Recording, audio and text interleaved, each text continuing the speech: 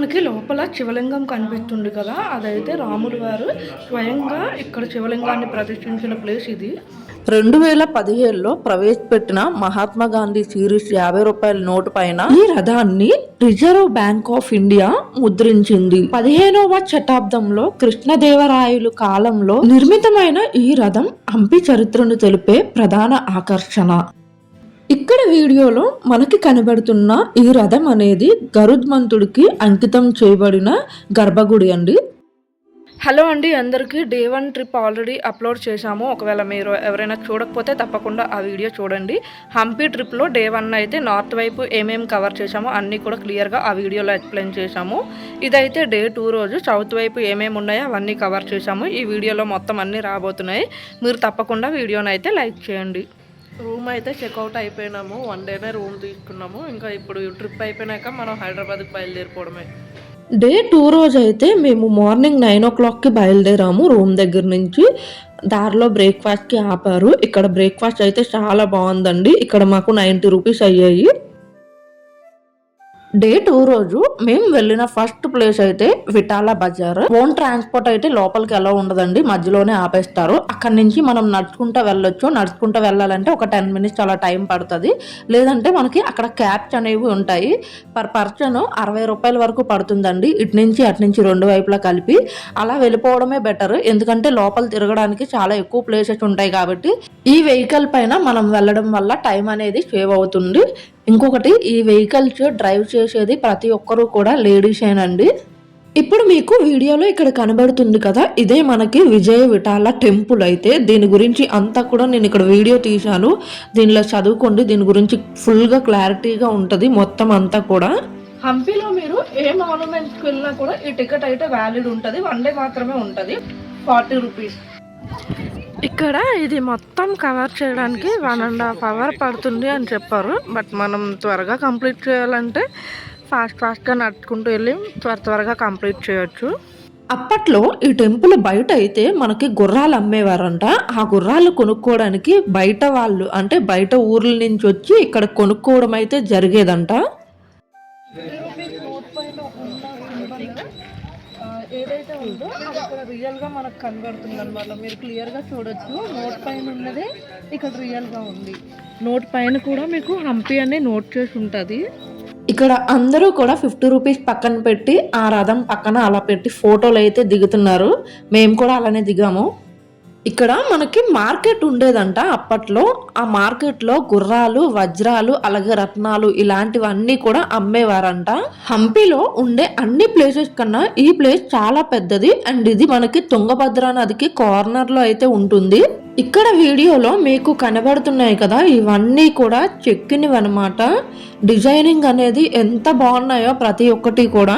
ఇక్కడ మనకి విఠాల్ టెంపుల్ కూడా ఉంటుంది. అయితే అప్పట్లో మనకి ఏమైనా ప్రత్యేకమైన రోజులు ఉండేటప్పుడు లోపలున్న విగ్రహాల్ని బయటకు తీసి రథం మీద ఆ మార్కెట్ మొత్తం కూడా ఊరేగించేవారంట. ఇక్కడ మనకి ఉండే టెంపుల్లో విగ్రహం ఏంటంటే లార్డ్ విష్ణు విగ్రహం అండి. ఇదంతా కూడా ఎంత ఓల్డ్ అయినప్పటికీ దీని వెనకాల ఎంతో చరిత్ర ఉంటుంది. ఇప్పటి రోజుల్లో ఉన్న పిల్లలందరికీ ఇవి తెలియాలి. మనకి ఇక్కడ కనబడేవి అన్నీ కూడా మ్యూజికల్ పిల్లర్స్. మనము హ్యాండ్తో కొట్టే కన్నా మ్యూజికల్ ఇన్స్ట్రుమెంట్స్ ఉంటాయి, వాటితో కొడితే చాలా పెద్ద సౌండ్ వచ్చిద్దట. బట్ కొట్టకూడదంట. హ్యాండ్తో అయితే నార్మల్గా వస్తుంది వాల్యూమ్. అది కూడా మీకు కొట్టి వీడియో అయితే పెడతాము, చూడండి.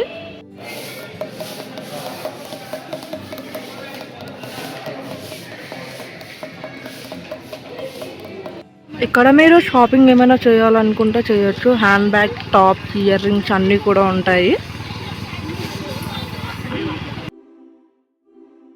విఠాల్ బజార్లో అంతా కవర్ అయిపోయిన తర్వాత సెకండ్ ప్లేస్ అయితే మాల్యవంత పర్వతం అండి. ఇక్కడికి మేము రావడం జరిగింది. ఇది మాల్యవంత రఘునాథ స్వామి టెంపుల్ అండి.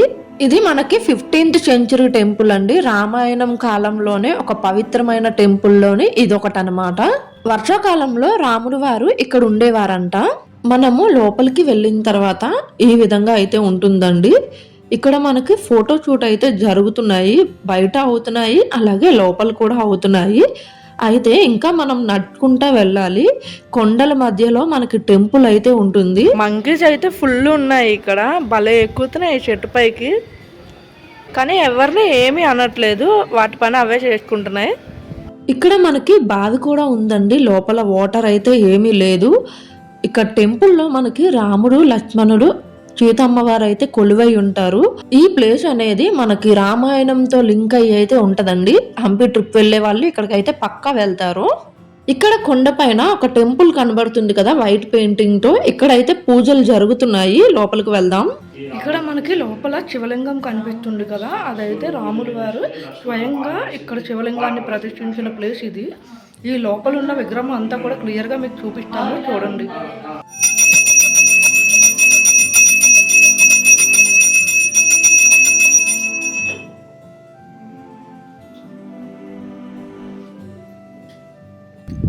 ఇక్కడ మొత్తం కూడా మనకి ఫుల్గా శివలింగాలు ఉంటాయి. ముందు అయితే నంది విగ్రహం ఉంటుంది, అంటే మనం టెంపుల్లో చూసేటప్పుడు నంది విగ్రహం ఎలా ఉంటుందో తర్వాత శివలింగం ఎలా ఉంటుంది, ఇక్కడ కూడా అలానే ఉన్నాయి, కాకపోతే కొన్ని ఎక్కువ ఉన్నాయి. 2 days మా హంపి ట్రిప్ లో మేము ఎక్కడికి వెళ్ళినా కూడా ఈ పూల మొక్కలు అనేవి కామన్ గా ఉన్నాయి. అంటే మొక్క మొత్తం ఎండిపోయి ఉంటుంది, ఒక్క ఆకు కూడా లేదు. బట్ ఫ్లవర్స్ అయితే మాత్రం చెట్టు మొత్తం ఫుల్ ఉన్నాయి, వైట్ కలర్ ఫ్లవర్స్ అనేవి. ఇప్పుడు మనము క్వీన్స్ పార్క్ దగ్గరికి వెళ్ళాము. ఇక్కడైతే మీరు కవర్ చేయడానికి ఎక్కువ టైం పట్టదు, ఒక 10 minutes అయితే అయిపోతుంది. బయట అంతా కూడా ఇలా ఉంటుంది, లోపలికి వెళ్తే మనకి స్విమ్మింగ్ పూల్ లాగా ఉంటుంది, బట్ వాటర్ ఏముండదు. బయట మనకి ఆ విధంగా ఉన్న, లోపలికి వెళ్తే అప్పట్లో అందమైన బాల్కనీలు తోరణాలతో ఉండేదంట. అయితే ఇది ఎక్కువ రాజు కుటుంబంలో ఉండేవాళ్ళు, ముఖ్యంగా ఆడవాళ్ళు స్నానం చేయడానికి ఉపయోగించిన ప్లేస్ అంట ఇదంతా కూడా. ఇప్పుడు మీకు ఇక్కడ కనబడుతున్న దాంట్లో ఫుల్ వాటర్ ఉండేదంట అప్పట్లో, ఇప్పుడైతే వాటర్ ఏం లేదులేండి. ఇదంతా కూడా రాళ్లతో చేసిందే, వాటర్ నిలవ ఉండడానికి బయటకు పోవడానికి పైప్ లైన్లు కూడా ఉండేవంట. ఇప్పుడు మనం ద రాయల్ ఎన్క్లోజర్ దగ్గరకు అయితే వచ్చాము. దీని లోపలికి మనం వెళ్ళినట్టయితే 4-5 ప్లేసెస్ వరకు కవర్ చేయొచ్చండి. అండ్ మేము ఆఫ్టర్నూన్ టైంలో వెళ్ళాము, ఎండ గట్టిగా ఉంది. మీరు అయితే వాటర్ బాటిల్ క్యారీ చేయండి తప్పకుండా. ఇందులో మొదటిది మహానవమి దిబ్బ. ఇప్పుడైతే ఈ ప్లేస్ కి వెళ్ళాము. 1513లో కృష్ణదేవరాయలు అయితే దీన్ని కట్టించారండి. దీనిపైకి మనము ఎక్కడానికి 2 వైపులా కూడా మెట్లు ఉంటాయండి. ఇక్కడ మనకి ఏనుగులు గుర్రాలతో చెక్కడం వల్ల ఇంకా అందంగా కనబడుతుంది. మనం పైకి వెళ్ళి అక్కడి నుంచి వీడియో తీసినట్టయితే వ్యూ మొత్తం కూడా ఇక్కడ వీడియోలో చూపించిన విధంగా చాలా బాగుంటుంది. దీనిలోనే రెండోది బ్లాక్ స్టోన్ పుష్కరాణి వైపు అయితే వెళ్ళామండి. ఇక్కడ మొత్తం అంతా కూడా బ్లాక్ కలర్ రాళ్లతో కట్టిన వాటర్ ట్యాంక్ అండి. లోపల వాటర్ ఇప్పుడు కూడా ఉంది.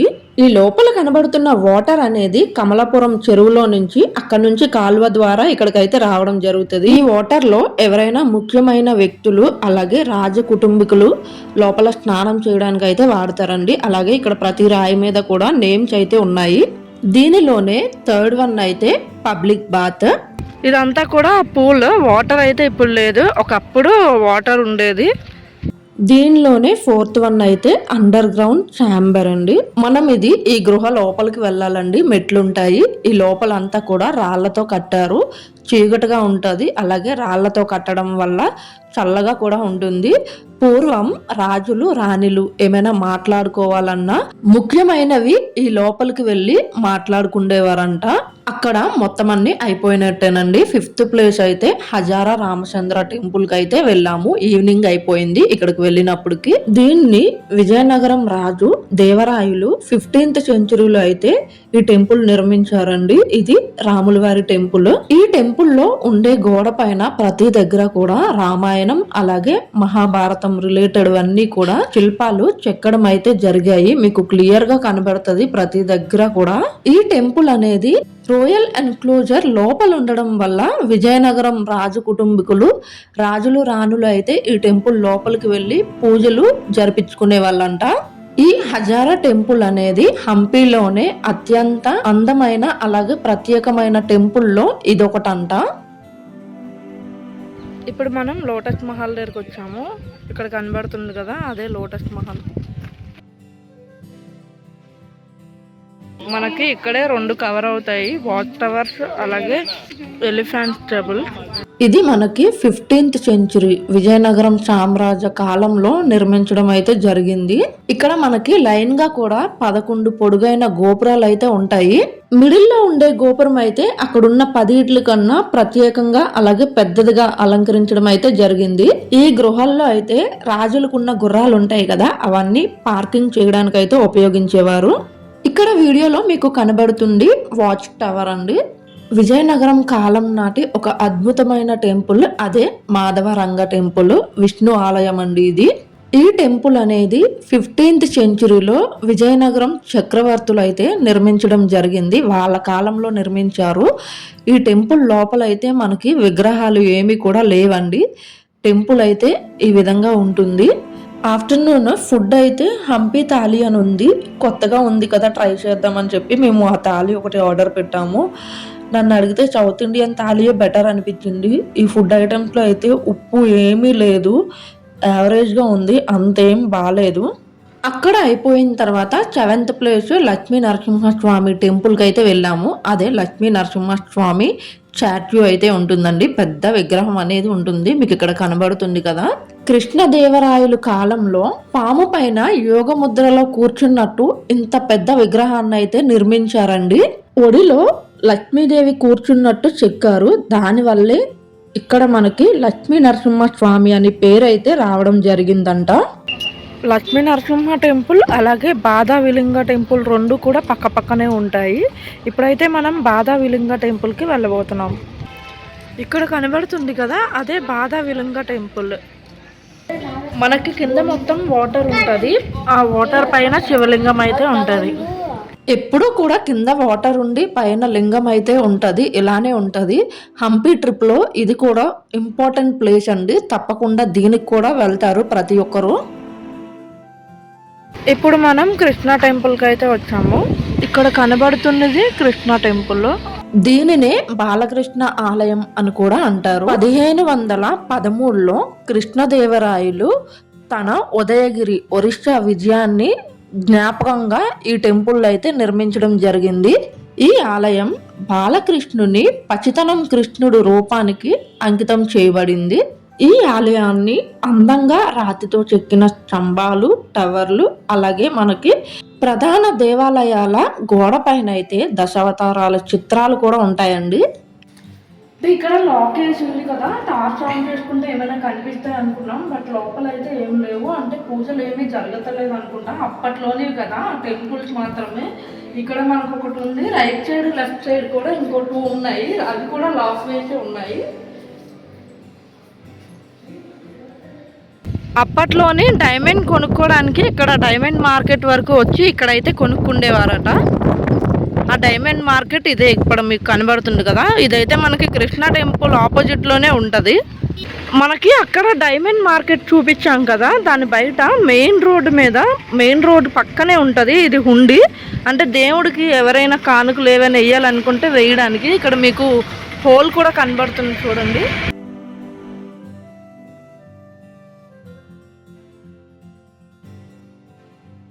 ఇక్కడ మనము గణేష్ స్టాట్యూ చూస్తాం, చాలా పెద్దగా ఉంటుంది. మొత్తం కూడా చాలా పెద్ద ప్లేస్ ఉంది. మిడిల్లో మనకి గణేష్ స్టాట్యూ అనేది మండపంలో ఉండి, ఆ మిడిల్లో అయితే గణేష్ విగ్రహం ఉంటుంది. సాత్విక గణేష అంటే కన్నడ లాంగ్వేజ్లో మస్టర్డ్ సీడ్ గణేష అని నేమ్ అంట. మనకి బయట బోర్డు పైన అయితే పెట్టారు. ఇది 2.4 మీటర్స్ హైట్ ఉంటుంది ఈ విగ్రహం అనేది. ఇప్పుడు మనం కదలికలు గణేష టెంపుల్ దగ్గర అయితే ఉన్నాము. మనకి టెంపుల్ బయట అయితే ఇలా ఉంటుంది, లోపల మనకి గణేష విగ్రహం ఉంటుంది. టెంపుల్ లోపల గణేష విగ్రహం అయితే ఇలా ఉంటుంది. దీని హైట్ వచ్చేసి 4.5 మీటర్స్ హైట్ ఉంటుంది.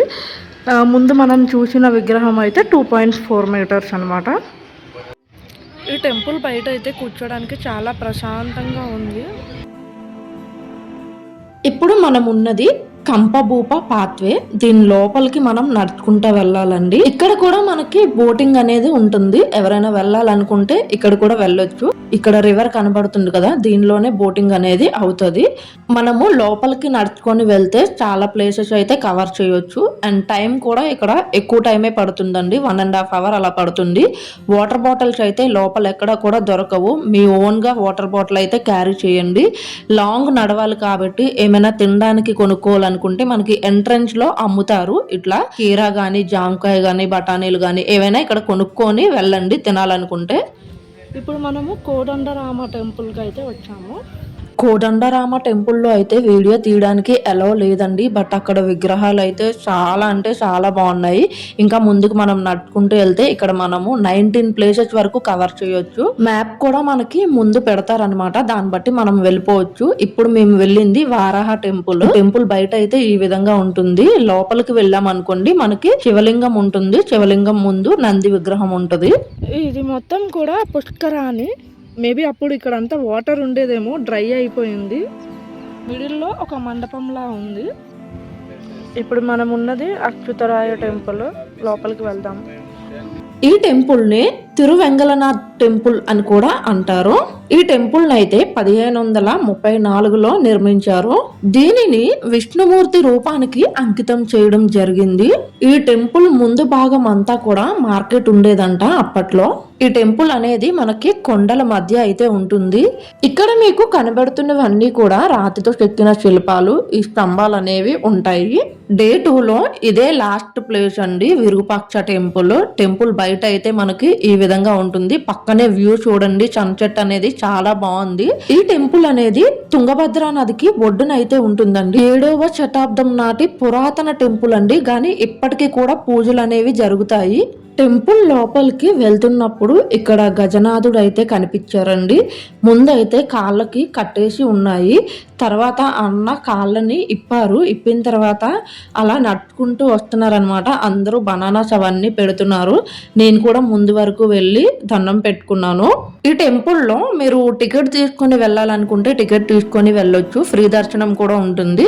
మేమైతే ఫ్రీ దర్శనంకే వెళ్ళామండి. మేము వెళ్ళినప్పుడు ఖాళీగా ఉంది, లైన్ కూడా చాలా త్వరగా మూవ్ అయిపోతుంది. విరూపాక్ష టెంపుల్ లోపల దర్శనం అయితే అయిపోయింది. వీడియో నాట్ అలౌడ్ కాబట్టి వీడియో అయితే తీయడానికి అవ్వలేదు. అక్కడైతే శివలింగం ఉంది. మేము వెళ్ళిన రోజు మల్లె పువ్వులతో చాలా బాగా అలంకరించారు. మనము టెంపుల్ లోపల నుంచి ఈ విధంగా బయటకు రావాలి. ఇక్కడ మీకు కోనేరు కనబడుతుంది కదా, ప్రధాన గోపురం నీడ అనేది ఈ కోనేరులో తలకిందులుగా కనబడుతుంది. పంపాదేవి తపస్సుని శివుడు మెచ్చుకొని తనని పెళ్లి చేసుకొని ఇక్కడైతే మనకి విరూపాక్షునిగా కొలువై ఉన్నారు. టెంపుల్ లోపల నుంచి బయటకు రాగానే మనకి దుర్గాదేవి టెంపుల్ అయితే ఉంటుందండి. మాకు 2 days కి ట్రావెలింగ్, ఫుడ్ అలాగే రూమ్ కి అన్ని కలిపి దగ్గర 15,000 అయ్యింది. విరూపాక్ష టెంపుల్లో ప్రసాదం లడ్డు అమ్ముతున్నారు. ఇదైతే 25 రూపీస్ పడుతుంది. కొంచెం లాంగ్ వీక్ లాగా ప్లాన్ చేసుకుంటూ వెళ్దాం అనుకుంటే అంటే రిలాక్స్గా కవర్ అవుతాయి అన్నీ కూడా, లేకపోతే కొంచెం ఫాస్ట్గా అవగొట్టేయాలి అంతే. I think hope you all enjoy the trip. ఇంకా ఎందుకు లేటు, వీడియోని లైక్ చేయడం మర్చిపోద్దు. అలాగే మన పేజ్ని ఫాలో అవ్వండి, మరి ఎన్నో అప్డేట్స్ మన ఛానల్లో రాబోతున్నాయి. మేము ఏమైనా ట్రిప్స్కి వెళ్తే మాత్రం ఆ వీడియోస్ అన్నీ పెడతాము. మీరు ఎవరైనా వెళ్దాం అనుకుంటే మేబీ మీకు యూజ్ అవుతాయి. ఒకవేళ వెళ్ళకపోయినా మన వీడియో ద్వారా ఇవన్నీ కవర్ అయిపోతాయి. బాయ్ మరి.